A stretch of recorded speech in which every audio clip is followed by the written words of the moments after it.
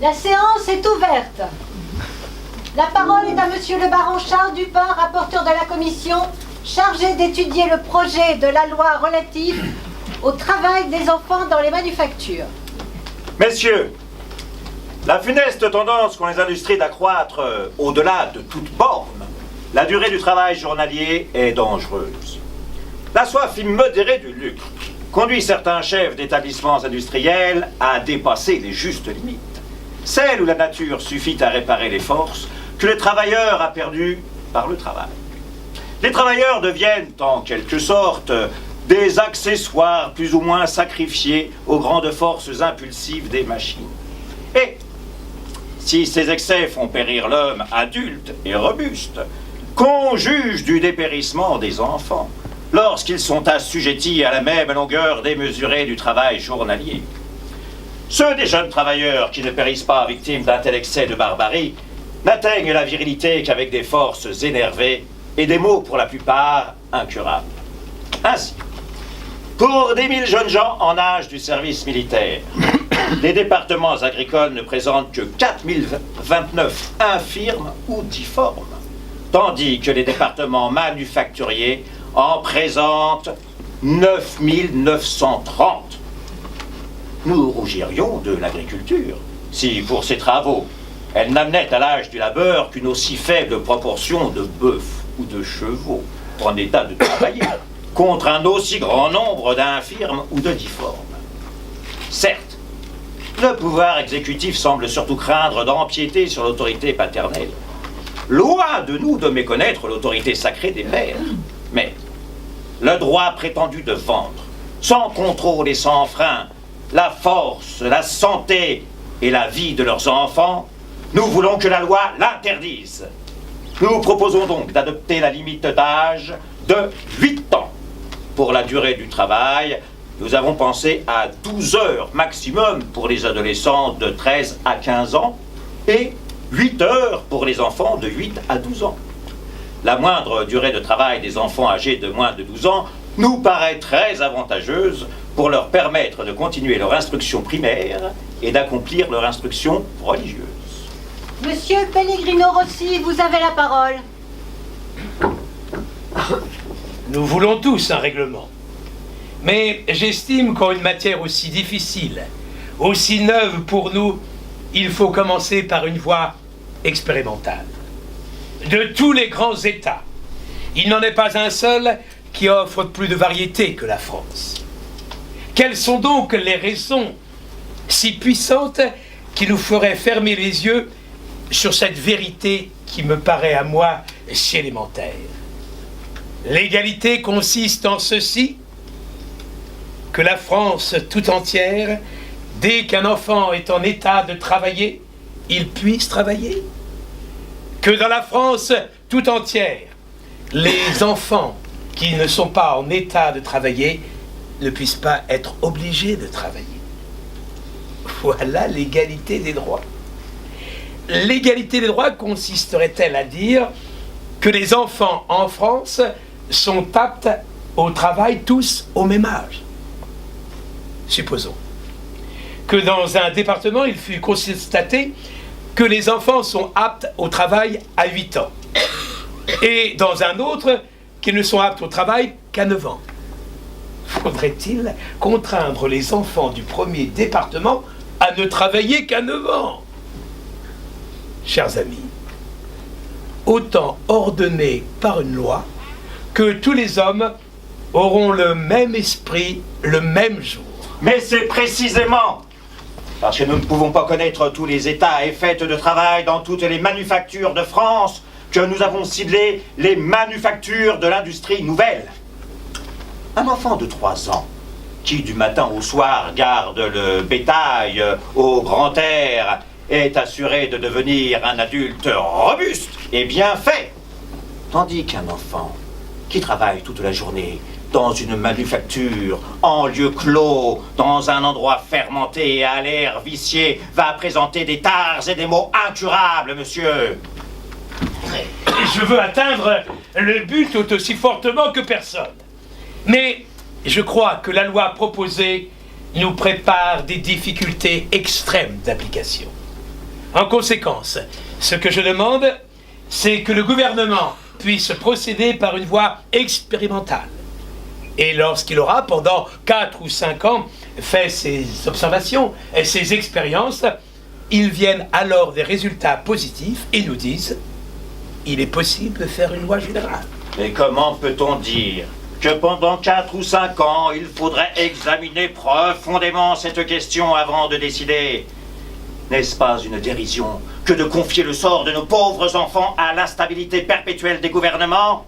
Monsieur Rossi se range de ceux qui ne veulent rien faire pour soulager l'enfance opprimée. En présence des faits tels qu'ils sont, différer le remède, c'est vous rendre complice du crime. Il est vrai que nous n'en sommes pas arrivés à ce point de voir chez nous les atrocités que l'on voit en Angleterre, où de pauvres petits-enfants de 5 à 7 ans sont obligés de travailler 15 heures par jour. Leurs pauvres jambes affaiblies, ne pouvant plus les supporter, prisonnières de bottes en fer, afin qu'ils ne s'effondrent pas par le labeur. Et pourtant, mesdames et messieurs, on trouve dans des rapports officiels un progrès croissant de la barbarie industrielle. Oh, je n'accuse personne. Je reconnais la force des choses, l'impitoyable empire de la concurrence. Mais cet état existe. Voilà donc un projet qui vous propose de sauver au moins l'enfance, de la dérober à une partie notable de ses dangers. Et votre devoir est de l'adopter. La parole est à Monsieur le ministre de l'Instruction publique, Monsieur Victor Cousin.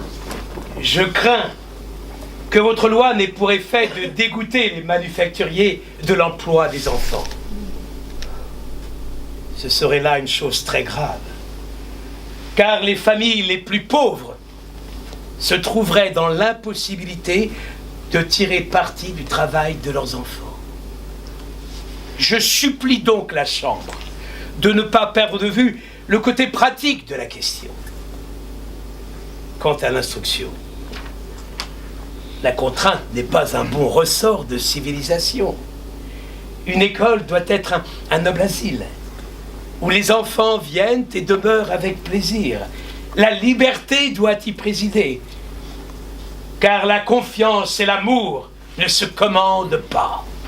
La nation doit l'enseignement à tous les enfants de France, monsieur. L'État consacre chaque année 10 millions de francs à l'instruction primaire. Et pourtant, toute une classe déshéritée ne profite pas de cette jouissance, monsieur. Nous demandons aux manufactures, ce qu'ils rougiraient tous de refuser, d'avoir un peu de zèle et de bienveillance pour l'éducation des enfants qu'ils emploient. Et je vous rappelle que si nous réclamons 8 heures de travail, et seulement pour les enfants de 8 à 12 ans, c'est pour nous ménager 4 heures pour leur instruction primaire et leur éducation religieuse. Merci, Monsieur Dupin. La parole est à Monsieur Louis-Joseph Gay-Lussac. L'idée qui domine, c'est que le travail est la cause de la mauvaise santé des ouvriers. Et c'est à cet inconvénient qu'on veut porter remède. Je ne crois pas que cette base soit parfaitement juste. En effet, si le travail des filatures, par exemple, se faisait en plein air, nous ne nous occuperions pas aujourd'hui de cette question. Ce n'est pas le travail, proprement dit dans les manufactures, qui est véritablement la cause du dépérissement de la santé des ouvriers. Cela tient à beaucoup d'autres choses. Dans les filatures, la véritable cause du mal, c'est l'insalubrité. Dans les manufactures dans lesquelles on travaille le plomb, la vie moyenne des ouvriers n'est peut-être pas de plus de 2 ans. Ils contractent des maladies très graves. Avec votre projet de loi, vous abrégerez le travail, mais vous ne guérirez pas le mal que vous déplorez. On considère le travail des enfants comme une source immense de lucre pour le fabricant, et le fabricant lui-même comme animé d'une avarice sans borne, qui le dispose à exploiter le travail de l'enfance jusqu'à l'excès de la barbarie. Et alors, on veut que la loi prenne la tutelle de l'enfance, et que le fabricant soit soumis à toutes sortes de sacrifices. Ainsi, au lieu de s'adresser à son humanité, à ses sentiments généreux pour le faire concourir au bien-être des enfants, la loi fera violemment peser sur lui une responsabilité effrayante et qui le troublera dans tout ce qu'il a de plus cher, dans son indépendance. Croyez-le bien, messieurs, dames, la position d'un fabricant occupant de nombreux ouvriers n'est pas si belle qu'on peut le croire, car l'industrie n'est qu'une succession continuelle de succès et de revers. Sa fortune est tout entière engagée dans son établissement. À une année prospère, en succède une désastreuse. Et alors, le fabricant, au lieu de jeter ses ouvriers sur la place publique, leur assure du travail. Le fabricant est donc, dans l'État, un véritable père de famille, naturellement ami de l'ordre et de la paix. Honneur donc, et protection à cet utile et si recommandable citoyen. Les manufactures prospèrent et répandent le bien-être et la richesse. Rendre le fabricant responsable de la santé d'un enfant, lui imposer des sacrifices de toute espèce, c'est aller bien loin, bien trop loin. Malheur au pays si le gouvernement venait à s'immiscer dans les affaires de l'industrie. Merci.